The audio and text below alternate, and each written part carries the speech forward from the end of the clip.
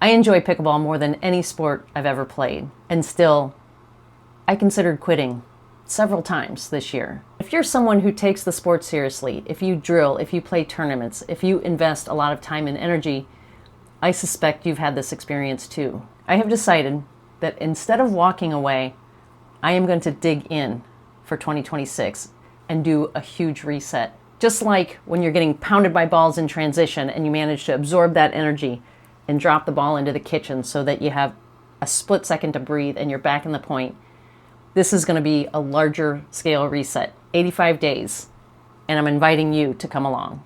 I know how to quit. I've done it when the stakes were higher. I walked away from orthopedic surgery after 23 years once I finally accepted that medicine wasn't the right fit for me. And after my sophomore year, I quit the college tennis team because my relationship with the sport wasn't healthy. Fortunately, I was able to go back senior year and finish my career on a positive note. But I'm not ready to quit pickleball yet. When I started playing, I promised myself that if I did it competitively, if I played tournaments, I would come at it differently from the way I approached tennis. I was a bit of a hothead during my junior tennis years. With the maturity of these years and with time and age, my goal was to be better on the court. I try to view pickleball as a laboratory for life, a microcosm of the challenges that we face day to day. It's a place where we can practice how we handle pressure, how we work with a partner toward a shared goal, how we communicate, how we show up when things get hard. But somewhere along the line this year, I lost that perspective. I started worrying too much about winning, worrying about proving myself, meeting arbitrary expectations. And that's not why I chose to play the sport. It's not sustainable and it wasn't fun. So that's the source of this 85-day reset. This year, pickleball has been driving the person, and I need to get perspective and balance back. Why is it 85 days? Because 12 weeks from tomorrow, in February, I have put on the books my next tournament, which will be the Daytona Beach APP. Between now and then, instead of grinding on the court like I've been doing, I'll continue to do that to some degree, but I'll spend the majority of the time with off-court training. 3 goals that I have are to get stronger, faster, and better, but with slightly different meaning from what we might typically attribute to those terms. For strength, I definitely mean strength here. I know that resistance training is the most important exercise that we can do for general health and for longevity, but I don't do it. I haven't made the commitment, but that's changing in these next 85 days. But I also mean strength here. I want to work on mindfulness and relaxation and becoming more resilient. So 2026 will be a new sort of strong. In terms of faster, I hope that equates to foot speed, but it's primarily fitness, working on aerobic or cardiorespiratory fitness, which is what we measure with VO2 max. I'll go into more detail on this in the next couple weeks, but what I've learned so far is that improving our fitness requires getting uncomfortable, doing hard things like high intensity interval training, sprint interval training. It's short bursts, but at max possible output. But at the same time, it requires rest and recovery because our bodies don't get stronger, our bodies don't get more fit while we're doing the workout. It's the rest and the time off where our cells can regenerate and rebuild and make the adaptations that we need. And better is the big thing, and better in all aspects. I want to feel better. Day to day, I'm pretty sore, so I'm hopeful that doing strength training, getting more fit, will help decrease some of that generalized body soreness.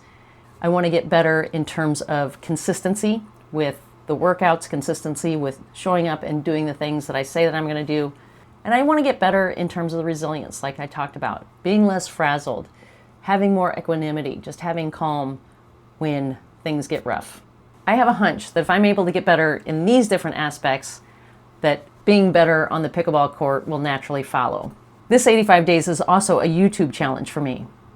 I want to get more consistent at putting out content, and this will require that I definitely get faster at writing and filming and editing these videos. And my hope is that that will also translate into stronger and better content.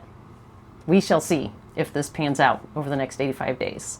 The structure of the videos will be research, reflection, and real life. On Mondays, I'll put out content that covers the science behind some of the fitness recommendations or the things that I'm implementing about strength training, about high intensity interval training, little bit of nutrition, mindfulness. I'm not a trainer and I'm not a nutritionist, so I'm not going to tell you what to do.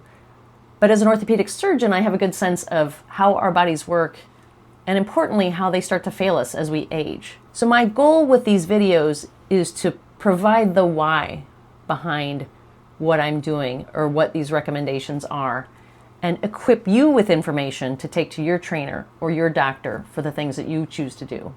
Midweek, I'll throw in some reflective pieces that talk about what it means to be a senior athlete, connecting the dots back to pickleball as a laboratory for life, talking about what this reset is bringing up for me, and deeper questions with how best can we thrive in our third act.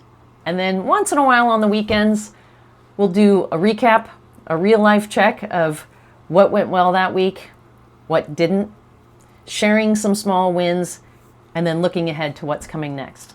So if you've been feeling off, if you're not having fun, if you haven't been taking care of yourself the way that you would like to, maybe this reset is for you too. Join me. Let's do this together. And rest assured, we won't try to tackle everything at once.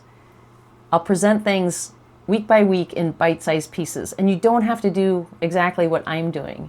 You can pick and choose, see what works for you, choose one thing at a time.